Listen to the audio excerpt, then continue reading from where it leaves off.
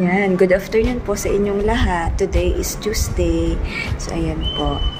Nandito po ako ngayon sa aming school. Ayan, nakikita nyo naman po.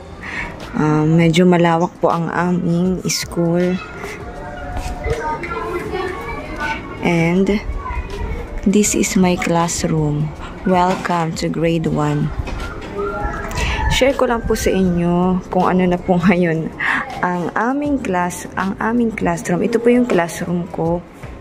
Dati po, madami pong decorate, madami pong nakapaskil. So, ngayon po, dahil may memorandum po si President Sara Duterte na ayaw po niya may mga nakapaskil o may mga nakadikit. Ayan, kaya malinis po ang aming classroom. Malinis na po. Ayan, ganyan lang. Wala pa po akong display board kasi ngayon po is nag-8 week curriculum lang po kami. And dito po sa information board, ayan, meron po. Ayan, my students are 25, total of 25. Share ko po sa inyo kung ano yung ginagawa ko sa school tuwing hapon. So, hanapan po natin si Mary France ng babasahin na English. Ito. Mga ganito. Kasi si Mary France po ay nag-AALS modular. So, ipahiram po ito sa kanya. For my grade 1 pupils, pero sa ngayon hindi pa po kami nag-i-English, more on Tagalog or more on Filipino lang po kami and mathematics. Mga third quarter na po kami mag-i-English. So papahiram ko muna po ito kay Mary France. So ito po yung piniprint ko, mga babasahin for my grade 1 pupils. Ayan, nagle-letters pa lang po kami. Nagle-letter and sounds. Ayan, naka-ready na po ang kay Mary France. Pag uwi ko mamaya sa boarding, bigay ko po sa kanya para mapag-aralan po niya. This November po is mag-whole day na po kami. Whole day na po kami. Ngayong October lang po, simula ng August, September, and October. Half day lang po dahil may 8-week curriculum po ang Camarines Norte. So, ngayon pong November, whole day na po kami, kaya good luck. Medyo malat po yung boses ko kung naririnig ninyo dahil sobrang, sa totoo lang po, ang hirap po talaga hindi po mahirap magturo, kundi mahirap magsaway. Iba na po kasi talaga ngayon yung mga bata. So, bawal man na po kami magpalo. Baka ipatul po kami. Kaya, much better na hanggang saway-saway lang po sa mga bata. Kaya medyo namalat po yung boses ko sa sobrang kakulitan po ng mga chikiting ko. Kasi yung iba, hindi agad gumagawa. Totoo lang po, natatamad na po ako. Tamad po akong bumangon yung tuwing umaga. Kasi tuwing gabi, tuwing madaling araw, ayan, binibreastfeed ko po si Baby Ali. Kasi kailangan ko po siyang i-breastfeed. So, kapag tanghali, dun po siya kay ate ko. Siya po yung nag-aalaga kay Baby Ali. And then, umuwi po ako ng 11:40. Ayan, breastfeed ko po si Baby. And then, kapag hapon, alas 4, ang uwian po alas 4. And then, alas 4 hanggang gabi, hanggang magdamag. Ayan, nasa akin po si Baby Ali. Ako po yung very very hands-on po ako kay Baby Ali. Pinapadedit ko siya kahit sobrang antok na po ako. Kaya, natatamad po talaga akong bumangon tuwing umaga. Ano ba? Mag-vlog na lang ba ako or magtuturo? Joke lang po. Ano po bang maire-recommend din yung pampataba dahil ako po talaga ay payat. Kumakain naman po ako ng mga healthy foods. Pero payat po talaga ako. Ano po yung maire-recommend ninyo yung inumin na pampataba? Although magana naman po akong kumain. Lagi po akong kulang sa tulog. Kaya tinatamad po talaga akong bumangon kapag umaga. Gusto ko na lang po kay Baby Ali. Gusto ko na lang po nasa bahay na lang po ako nag-aalaga kay Baby. Pero syempre, kailangan ko naman mag-work. Kailangan ko pong magturo sa mga bata. Ito naman po talaga siguro yung calling ko, ang mag-teach. Pero talagang parang napapagod po kasi ako. Sa totoo lang po, napapagod na po ako.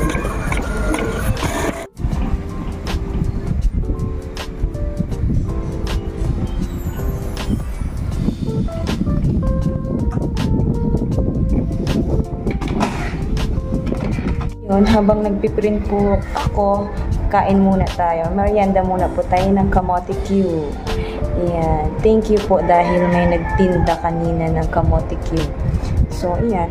Bumili po ako ng 2. Pero isa lang pong kakainin ko. And then, meron po tayong nakareding water. Medyo malamig-lamig po yung water. Pero, mamaya ko na iinumin dahil malat po ang boses ko. Baka matuluyan. Tama po ang aking lalamunan. Ayan po, mauubos ko na.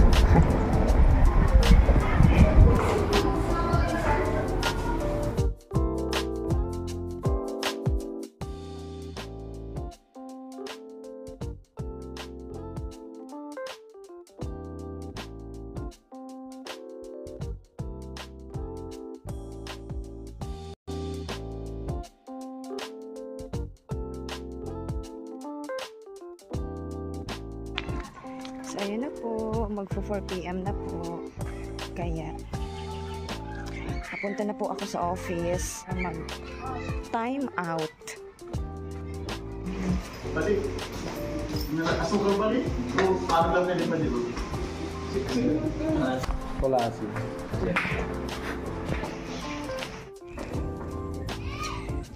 Pauwi na po ako sa aming boarding. Yan. Dito po ako dumadaan pag umuwi na shortcut.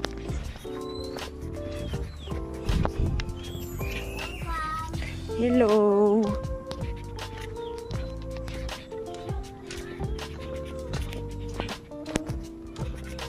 Shortcut po dito. Wala na, maos talaga yung boses ko. Nakikidaan po ako dito sa bahay na ito.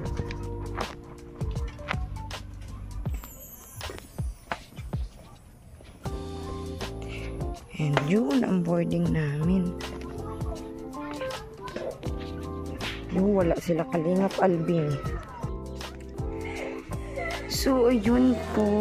Walang tao.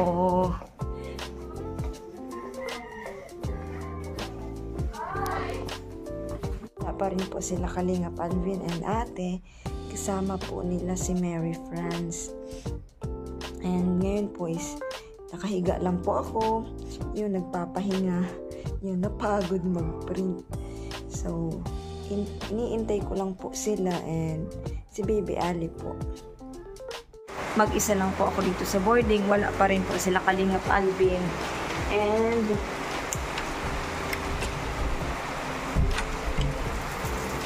ayan. Umuulan po sa labas. Yan. Medyo madilim na rin po. Wala pa po sila Daddy Alvin.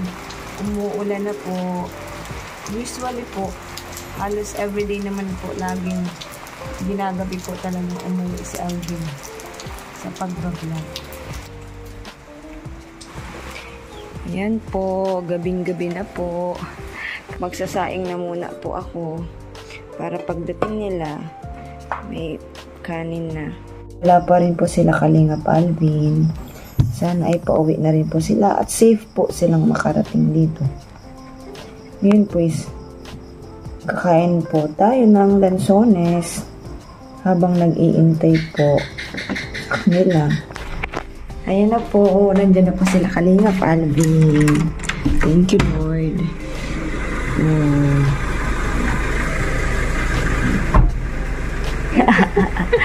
Nagyaman ako sa sandals ko din. Nagbablog ako, nag-vlog kasi ako sa school. Bang di na sabi. Gabi na. Oo, inabutan kami ng gabi. Kasi nga, syempre, naghanap. Naghanap kayo, nag-scout. Oo, nag-scout kami. 3 yung pinuntahan namin. Pero walang tao dun sa isa. O paano yun? Naka-vlog kayong ano? May isa kaming na Ay, nag-vlog sa malayo. malayo. Medyo okay naman. Oh, yung gabi na ulit.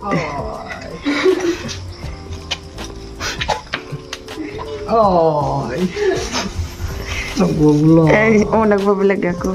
Dahil nandito na po sila Alvin at ate, yan po, magpapaalam na po ako sa inyo. Salamat po sa panonood ng aking A Day in My Life. Ayan, sa school, saka dito sa boarding. Salamat po. Shout out po sa inyong lahat. Pwede ko po kayong i-shout out. Pwede po kayong mag-comment po sa ating vlog. Maraming salamat po and God bless.